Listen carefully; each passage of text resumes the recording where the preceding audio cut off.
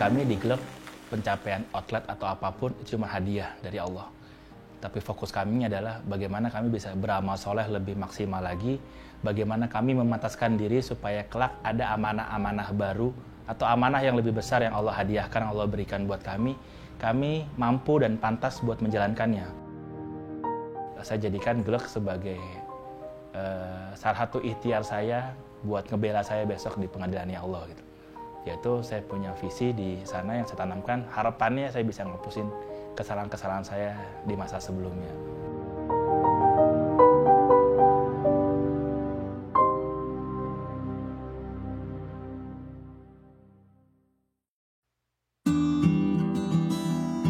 Bismillahirrahmanirrahim. Perkenalkan, saya Aresdi Mahdia Syatri.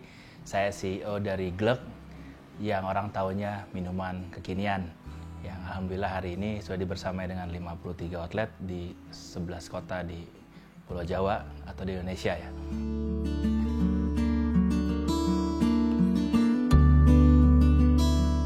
Saya lahir, saya besar di Jagakarsa, suatu lingkungan yang dekat dengan kebun binatang Ragunan. Dan Ragunan itu tempat saya bermain ya. Baik bermain saat puasa maupun non puasa, saya sering bermain di Ragunan.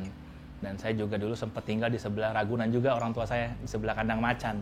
Jadi kalau sekarang orang bangun sahur karena konvoy Karang Taruna, karena azan, karena alarm handphone, kami bangun keluarga karena dentuman singa kalau lagi subuh-subuh dia ngaum tuh geter, tembok saya tuh geter. Jadi kehidupan di Ragunan tuh akrab buat kami gitu loh, buat keluarga kami akrab.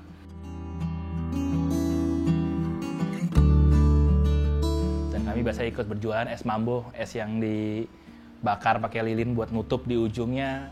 Kadang juga paling sering kalau mau lebaran itu saya ikut teman-teman saya ngamen. Dan di situ saya banyak dapat duit. Jadi karena ngamen itu prinsipnya mungkin kaget ya karena suara saya tidak bagus ya. Tapi ngamen itu falsafahnya adalah semakin jelek suara Anda, semakin cepat Anda dapat duit. Walaupun uangnya nggak berkah karena itu uang yang dihasil dari kekecewaan orang, dari orang pada sebel sama kita. Cuman dari situlah kita banyak dapat cuan di situ. Padahal orang tua saya tergolong kalau hidup mungkin tidak kaya secara harta ya, cuman maksudnya sangat cukup gitu loh.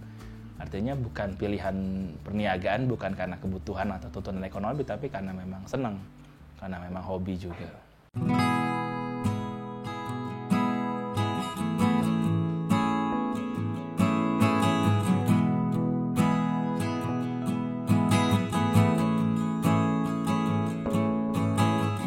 Pertama, saya lahir dari keluarga yang insya Allah orang tua yang membebaskan anaknya mau jadi apa, mau milih apa kesibukannya, mau milih apa berteman sama siapa, artinya tidak terlalu mengekang bos ngapain.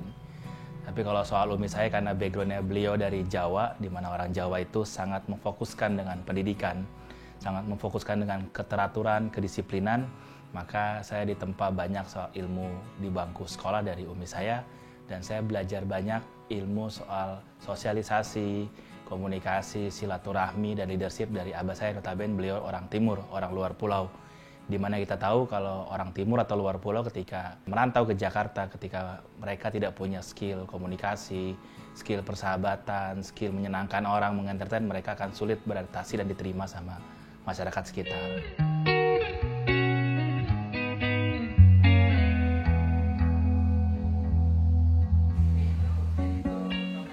Oke, alhamdulillah saat ini saya dianugerahkan istri 1 dan anak saya 2. Anak saya 2 cewek, yang pertama usia 9 tahun, yang kedua usianya 8 tahun.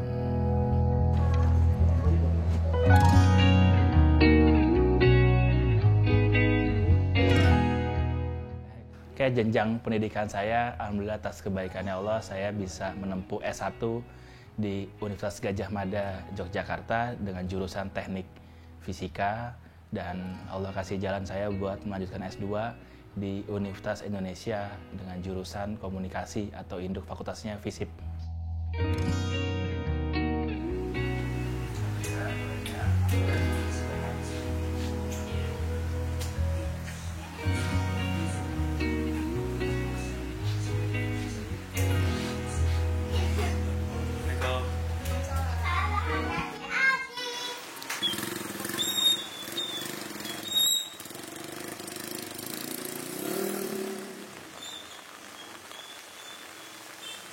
Jadi ketika itu saya lulus kuliah itu, orang tua saya menghendaki saya itu kayak teman-teman lain. Mungkin kedua orang tua saya juga pengen anaknya juga dengan ijazahnya bisa melanglang buana di perusahaan multinasional atau perusahaan nasional, notabene dari kampus yang katanya kampus terbaik di Indonesia juga, akan sangat mudah buat berjenjang ke sana. Ya, qadarullah, demi menyenangkan beliau-beliau semua, ya saya mengeluarkan dari kotak ijazah saya, ijazah UGM, dan saya coba ngelamar. Sebenarnya satu ngelamar, satu keterima kerja langsung. Karena waktu saya kerja praktek itu, saya kerja praktek di Chevron Pacific Indonesia, atau nama dulunya itu Caltex ya. Chevron itu perusahaan nomor 4 terbesar di dunia soal minyak. Dan ketika saya selesai kerja praktek, saya nulis di media Indonesia, saya ingat, terima kasih saya untuk Chevron, perusahaan yang berasal dari Amerika, negara yang paling sering didemo oleh teman-teman mahasiswa saya, tapi paling memfasilitasi anak bangsa buat kerja praktek di sana. Nah, surat saya itu dibaca oleh CEO Chevron di Texas. Dan karena itulah mereka langsung memberi sign ke Chevron kalau ada anak ini besok ngelamar, langsung keterima. Bypass, langsung jalur khusus keterima.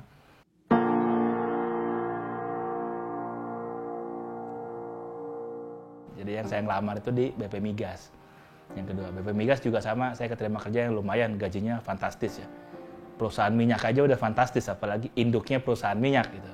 Cuman ada teman saya ngobrol sama beliau, dia ngobrol, Res, kalau gajimu besar, hanya anak istrimu yang menikmati, lalu bagaimana kontribusimu buat bangsa ini di mana? SD-mu, SMP-mu, SMA-mu, dan kampusmu itu negeri, negara yang bayar, negara yang support. Mana kontribusimu buat negara kalau kamu cuma nikmatin itu sendiri sama anak istrimu sendiri? Lalu kedua, kalau gajimu juga hanya dinikmati anak istrimu, sesuatu terjadi sama kamu nauzubillah misalnya kecelakaan, sakit, atau punya masalah apapun, yang doakan cuma mereka berdua aja. Atau sama plus mertuamu atau plus saudara-saudaramu. Cuma kalau karyawan yang doakan banyak.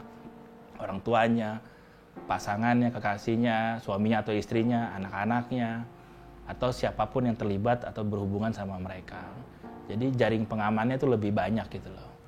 Dan yang ketiga juga, kamu nggak usah bangga sebagai kampus negeri kalau ketika buka lowongan, kamu juga menemukan antrian di sana juga. Kenapa nggak pengen kalau kampus-kampus yang lain itu ngantri, kamu ngebuka antrian itu, kamu ngebantu bangsa ini buka lapangan pekerjaan.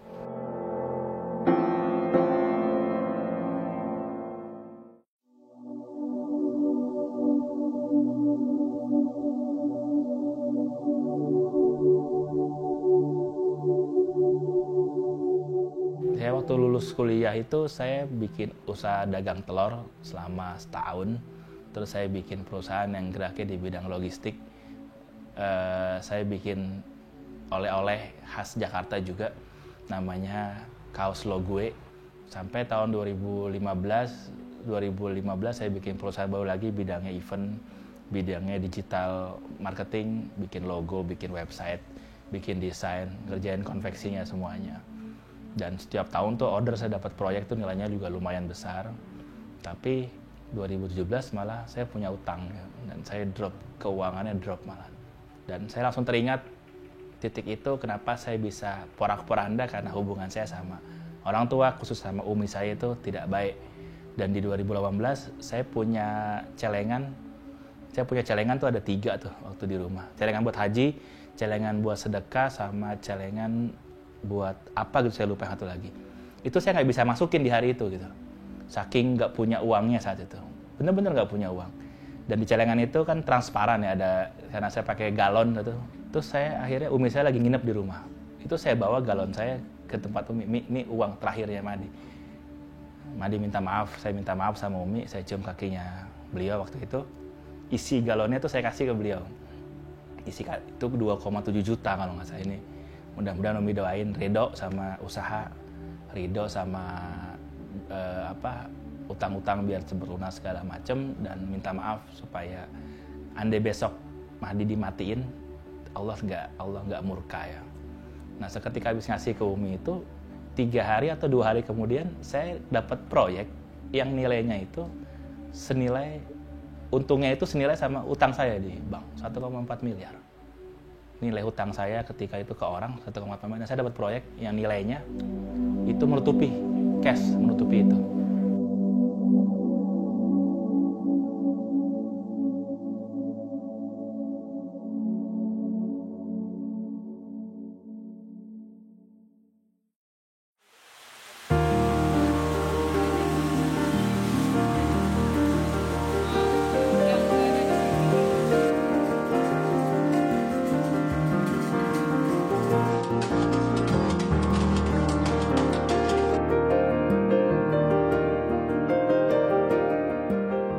punya uang sisa dari utang saya lunas, saya ada uang sisa kurang lebih 100-an, terus saya bingung mau buka apa ya.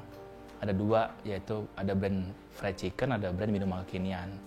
Cuma qadarullah pas lagi saya pengen buka minuman kekinian, teman saya bercerita di teman ngaji saya. Nah, teman pengajian saya bilang, Res, kalau bikin itu ngapain beli franchise? Si Vino itu teman saya, guru saya juga yang jadi inisiasi saya buka Glek. Itu si Vino kan temennya si Fulan ini yang punya minuman kekinian ini gitu loh. Nah, singkat cerita saya hubungin si Vino. Ternyata dia mau support saya. Awalnya kita pengen collab bareng buat bikin usaha.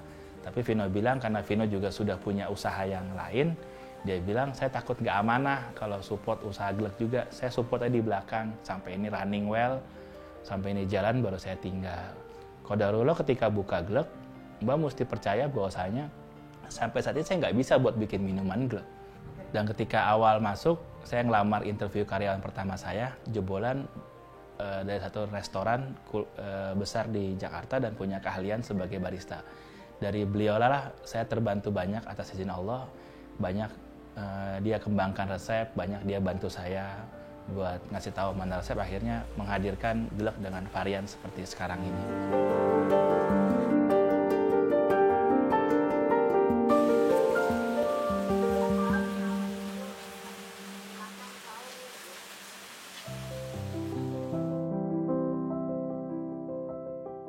Kami sangat tahu juga 1-2 karyawan kami juga tidak membiasakan diri buat pakai kerudung ya.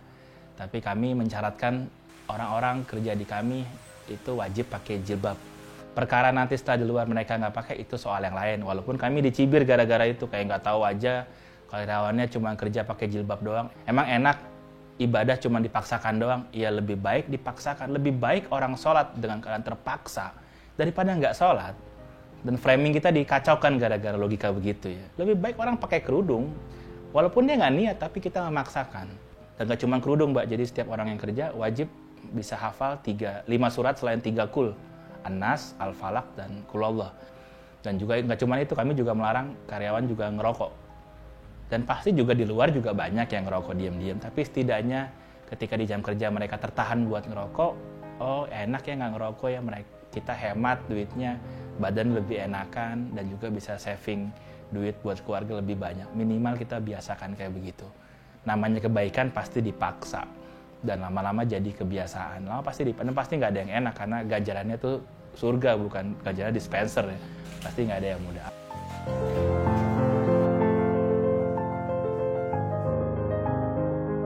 Terhadap syarat yang Glek sedang lakukan, syarat karyawan mesti begini, begitu. Yang kontra pasti banyak. Alhamdulillah kita berada di sebuah negara yang kita nih mayoritas, cuman kita nih kayak minoritas gitu. Mudah-mudahan kondisi ini bisa segera berlangsung pulih. Dan hinaan mungkin bukan cuman kontra ya, cuman lebih ke menghinakan. Ini nyari kerja buat outlet apa buat marbot masjid. Ini mau kerja yang pentingin ngaduk. Emang kalau orang ngapal Quran ngaduk minumannya bener? Oh banyak deh segala macam.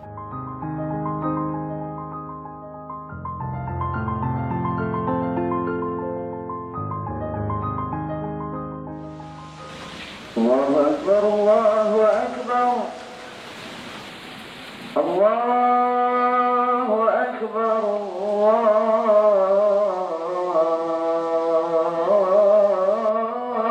Akbar. Allah.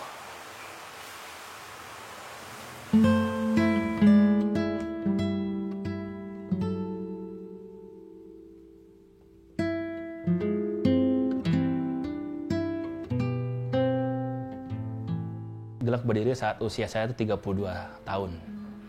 Yang pertama saya punya niat, saya bikin usaha yang keuntungannya 51% untuk sedekah. Di mana saya berpikir 51% usia saya itu banyak kesia-siaan, banyak kemubaziran, banyak hal yang tidak maksimal dilakukan, tidak semestinya. Dan dari sedekah itu saya berpikir saya pengen bangun masjid. Saya pengen menghadiahkan buat orang tua karyawan-karyawan saya, yang mudah-mudahan mungkin di dunia saya nggak bisa menjaminkan mereka punya rumah. Cuma setidaknya mereka punya rumah di surganya Allah. Barang siapa yang membangun masjidnya Allah, sama aja membangun rumah di surganya. Maka itulah saya berazam, saya pengen setiap tahun tuh bangun masjid atas nama orang tua karyawan saya dari paling lama sampai yang terakhir ya. Itu saya berazam di situ, dan alhamdulillah atas izin Allah kami di Gleg sudah bangun 2 masjid. Yang pertama di Cianjur bekerja sama dengan Masjid Nusantara under Rumah Zakat, yang kedua di Madiun. Selanjutnya kami juga udah bangun pondok mengaji, balai mengaji di Lombok pasca gempa. Itu bekerja sama dengan Ide Berbagi, sebuah lembaga yang fokus buat orang-orang pedalaman di Lombok dan Indonesia Timur. Kayak gitu.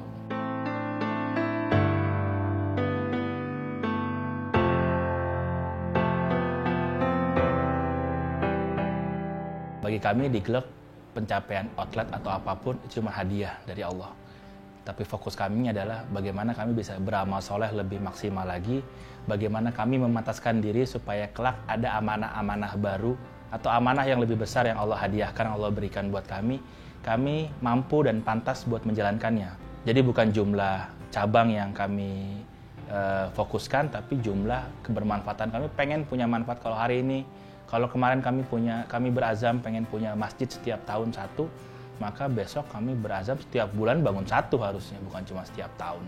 Kalau kemarin kami bisa ngasih, tahun 2021 kami bisa distribusikan 66.780 gelas untuk hamba-hamba Allah pilihan, penghafal Quran, anak yatim. Nah, kami pengen tahun ini 600.000 gelas kami distribusikan, dan begitu seterusnya. Perkara 600.000 gelas, perkara masjid setiap bulan, itu harus disupport dengan outlet yang lebih banyak, yaitu urusan Allah. Kita nggak usah mikirin di situ. Tugas kita mantesin diri aja supaya amanah itu datang, nggak jadikan mudarat buat kita.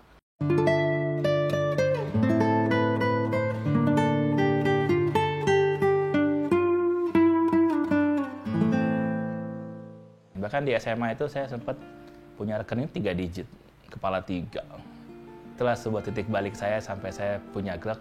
Benang merah di ketika SMA itu saya banyak terlibat sama riba. Jadi uang saya banyak tapi nggak terasa, keberkahannya nggak ada. Jadi sampai saya tahap titik itu saya banyak kurang ajarnya, saya banyak terlibat sama riba, saya banyak hal yang saya lewatkan. Makanya saya jadikan Gleg sebagai salah satu ikhtiar saya buat ngebela saya besok di pengadilannya Allah gitu. Yaitu saya punya visi di sana yang saya tanamkan, harapannya saya bisa ngapusin kesalahan-kesalahan saya di masa sebelumnya.